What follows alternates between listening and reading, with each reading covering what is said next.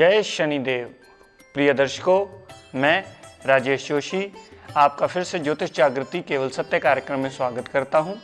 मैं अपनी ओर से, अपने पूरे इंस्टीट्यूशन की ओर से, अपने ज्योतिष ज्ञान गंगा एस्ट्रो ग्रुप की ओर से आपका स्वागत करता हूं और अपनी सीखने की श्रृंखला को आगे बढ़ाता हुआ आज बात करते हैं तुला लगन की कुंडली की। तुला लगन क्यों? क्योंकि दर्शकों, पहले घर में 7 नंबर लिखा हुआ है।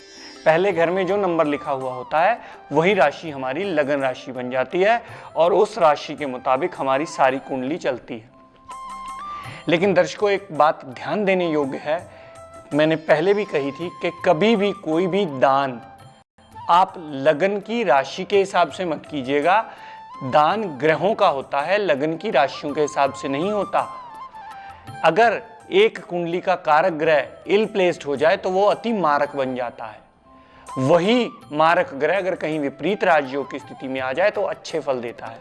यहां पूरी कुंडली की कंट्रोलिंग पावर आ गई शुक्र देवता के पास, क्योंकि 7 नंबर राशि शुक्र देव की मूल त्रिकोण राशि है और शुक्र देव इसके कंट्रोलिंग पावर है। शुक्र देवता ने डिपार्टमेंट अपने हिसाब से बांटे, अपने मित्रों को, अपने शत्रुओं को वैसे ही इन्होंने डिपार्टमेंट दिए जो इनको मिले थे डिपार्टमेंट। शुक्र देवता ने खुद चीफ मिनिस्टर की पदवी यानी कि सेल्फ आप रखा और ऑब्स्टेकल्स का डिपार्टमेंट अपने पास रख लिया।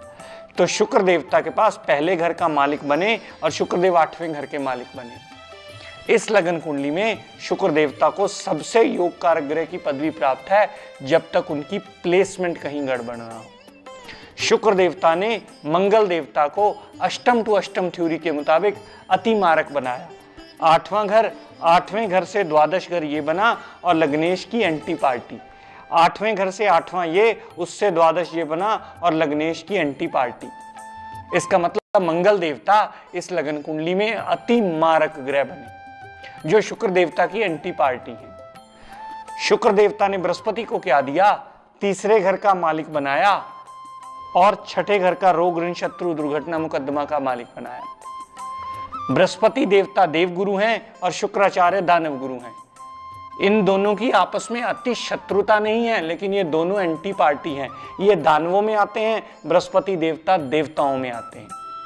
तो बृहस्पति देवता को अति मारक ग्रह बना दिया, तीसरे घर का मालिक और छठे घर का मालिक बना करके। दोनों डिपार्टमेंट गड़बड़ दे दिए जो कोई भी इंसान नहीं चाहता।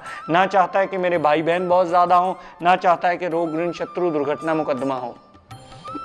शुक्र देवता ने शनि देव को क्या दिया? अपनी अति मित्रता निभाते हुए एक केंद्र में चौथा घर दे दिया, एक त्रिकोण में 5वां घर दे दिया। तो शनि देव इस कुंडली में अति योग कारक ग्रह बन गए जब तक उसकी प्लेसमेंट सही है तब तक। शनि देव को चौथा घर और 5वां घर मिला। उसके बाद बुध देव को क्या दिया? बुध देव को 9वां घर दिया और 12वां घर दिया, यानी भाग्य का, पिता का, विदेश यात्रा का, फॉरेन सेटलमेंट का, खर्चे का, जेल यात्रा का डिपार्टमेंट बुध देव को दे दिया। लेकिन एक साधारण राशि बुध की मूल त्रिकोण कुंडली के में दे दी, इसलिए बुध भी इस कुंडली में योग कारक ग्रह बन गए। शुक्र देवता ने चंद्रमा को क्या दिया? चंद्रमा को 10वें घर का मालिक बनाया। डिपार्टमेंट तो अच्छा दे दिया लेकिन खुद की एंटी पार्टी बना दी। तो शुक्र देवता ने चंद्रमा देवता को अच्छा डिपार्टमेंट देके अपनी अति एंटी पार्टी बनाते हुए शुक्र देवता ने चंद्रमा देवता को इस कुंडली में सम की पदवी दे दी, यानी एक एवरेज प्लेनेट। ना वो बुरा करने के काबिल है, ना वो अच्छा करने के काबिल है। शुक्र देवता ने सूर्य देव को क्या दिया? शुक्र देवता ने सूर्य देव को 11वां घर दे दिया जो कि छठे से छठा है। छठे घर से 1 2 3 4 5 6, छठे से छठा। तो शुक्र देवता ने सूर्य देव को 11वां घर देके लाभ का डिपार्टमेंट देकर के छोटी बीमारियों का डिपार्टमेंट भी साथ में दे दिया। तो शुक्र देवता ने सूर्य देव को भी मारक बना दिया। क्यों? क्योंकि ये भी एंटी पार्टी है। शुक्राचार्य दानव गुरु हैं, ये देवताओं में आते हैं।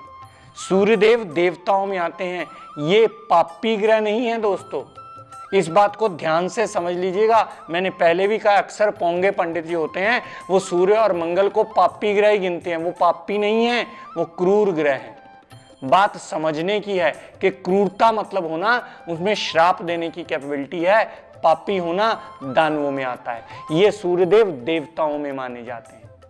तो शुक्र देवता इस कुंडली में अति योग कारक ग्रह बने। लेकिन यही शुक्र देवता अगर कुंडली में इस घर में पड़े हों जो कुंडली का 12वां घर है, यहां शुक्रदेव कभी अच्छे फल नहीं देंगे, क्योंकि यहां नीच के हो जाएंगे।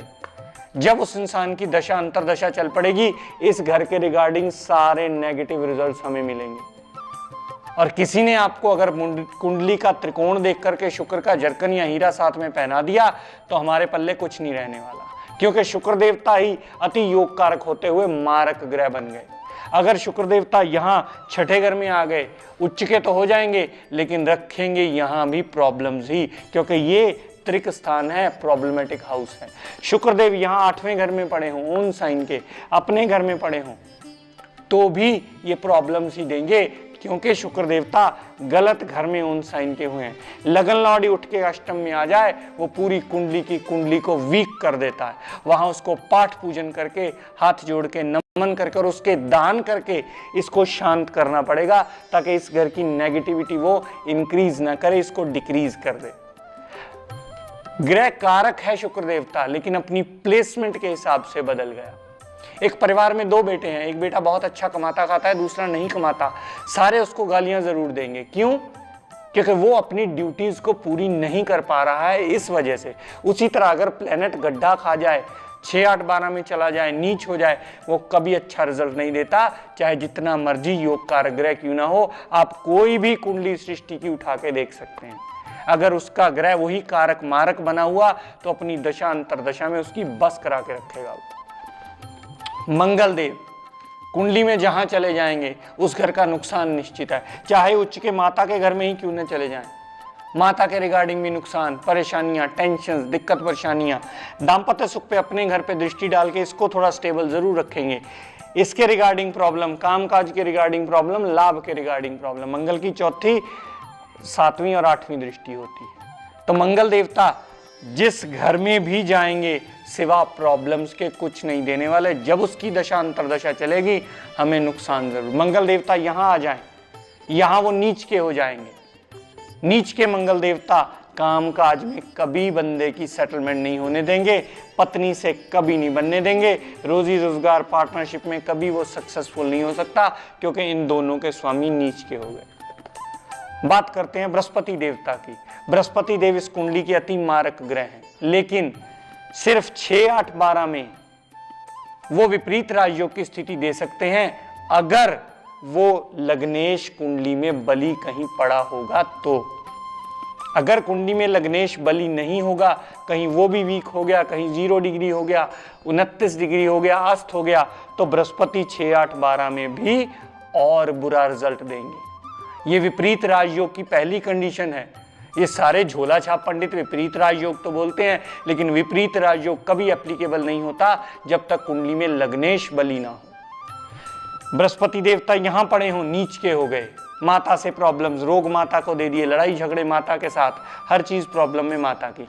यहां पड़े हों बृहस्पति देवता, उच्च के तो हो गए, लेकिन बीमारी और नौकरी को उठा के उच्च का कर दिया। दोनों तरफ से वो प्रॉब्लम्स देंगे।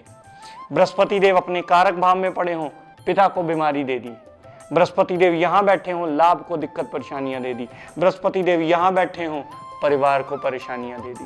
बृहस्पति देव लगन में बैठे हों, इंसान को थोड़ी बहुत बुद्धि तो देगा, लेकिन इंसान को पूर्ण अच्छा फल वो कभी नहीं देने वाला, क्योंकि अति मारक है, साथ में छोटी मोटी हेल्थ प्रॉब्लम्स सदैव रखने वाला है। बात करते हैं शनिदेव की। शनिदेव इस कुंडली के कारक ग्रह माने जाते हैं, लेकिन अगर शनिदेव यहाँ प्लेसमेंट में आ जाएं, यहाँ वो नीच के हो जाएंगे। 1 नंबर की राशि में शनिदेव नीच के होते हैं।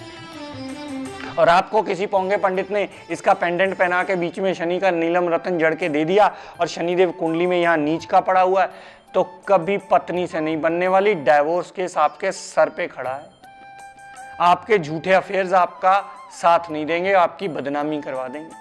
मदर से आपकी कभी नहीं बनने वाली, पिता से आपकी कभी नहीं बनने वाली। खुद का स्वास्थ्य सदा गड़बड़ रहने वाला है। माता गाड़ी वाहन सुख सुविधाओं से सदा दूर रहने वाले हो, कभी उसको भोग नहीं पाओगे, आप एंजॉय नहीं कर पाओगे। वही शनिदेव अपनी गलत प्लेसमेंट की वजह से अति मारक हो गए और हमारे रिजल्ट्स में हमेशा कमी रखेंगे। शनिदेव यहां पड़े हों, उच्च के हो गए, अच्छे हो गए।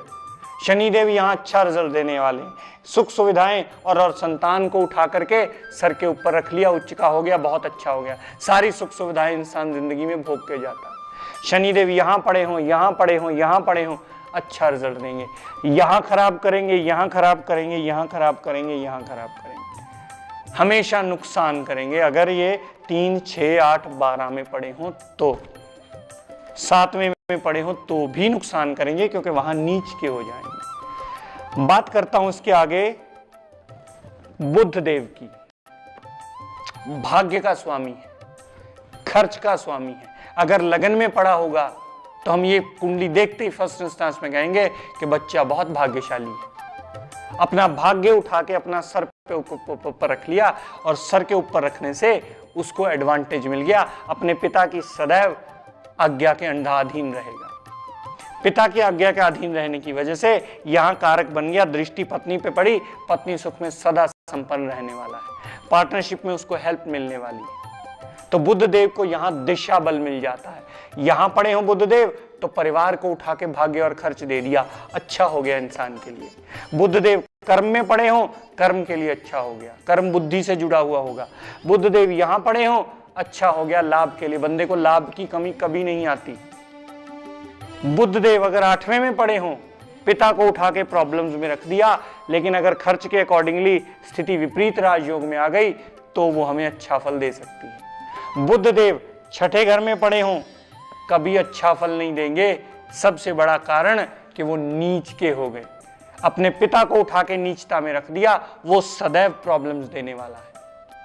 जब भी आप पिता को उठा के प्रॉब्लम में रखोगे, आपका पूरा परिवार प्रॉब्लम में आएगा, क्योंकि पिता आपके परिवार की नींव मानी जाते हैं। अगर वो प्रॉब्लम्स में आए तो आपको भी साथ में प्रॉब्लम्स झेलनी पड़ेंगी। चंद्रमा देवता की बात करूं, कहीं भी केंद्र या त्रिकोण में बैठे होंगे सदैव अच्छा फल देंगे। नीच के हो गए अच्छा फल नहीं देंगे।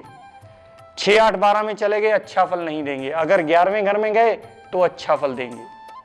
बात करूं सूर्य देव की, अगर सूर्य देव ही लगन में आके बैठ जाएं तो फिर बात अगेन कहूंगा कि इंसान का कार्तिक का जन्म हो गया, जो उसके लिए सदैव बुरा रहने वाला है। वहां उसकी कार्तिक की पूजा करवानी अति आवश्यक हो जाएगा। तो सूर्य देव भी इस लगन कुंडली में अति मारक ग्रह बन गए हैं। जाते जाते आपको आज का tip of the day they दूं।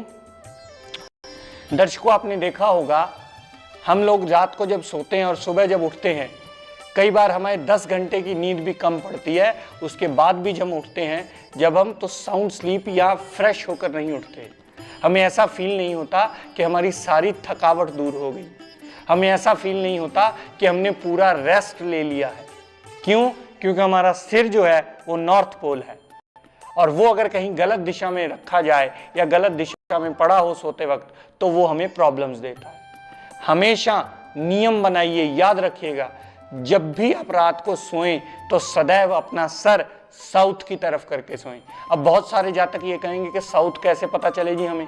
आप दोपहर को 1 से 2 बजे के बीच देख लीजिए धूप किस दिशा से आ रही है, वो दिशा आपकी साउथ की दिशा है। जब भी आपने रात को सोना है तो आपका सर साउथ की दिशा की तरफ चाहिए, ताकि आपका जो नॉर्थ पोल है वो साउथ पोल के साथ जुड़ जाए और आपकी बॉडी पूरी मैग्नेटिक फील्ड बना ले और आप एनर्जाइज हो जाओ। और आपकी वही एनर्जी आप 8 घंटे की नींद लेकर के या 6 घंटे की नींद लेकर के भी उठोगे, आप बिल्कुल एकदम उठते ही अपने आप को फ्रेश फील करोगे। क्यों? क्योंकि वो मैग्नेटिक फील्ड जो है अर्थ की ग्रेविटी से चलता है और वो पूरी आपकी बॉडी की एनर्जी को कंप्लीट कर चुका होगा। इन सब चीजों के साथ आज अपनी वाणी को यहीं विराम देता हूं और आपसे अनुरोध करता हूं कि अपनी कॉपी पेंसिल जरूर साथ में रखा कीजिए, क्योंकि बाद में मुझे फोन आते हैं कि सर ये समझना थोड़ा सा रह गया, ये समझना रह गया। अगली कल की श्रृंखला में वृश्चिक, धनु, मकर, कुंभ, मीन सारी लगन कुंडलियां, इसी तरह उसके कारक मारक मैं आपको समझाऊंगा।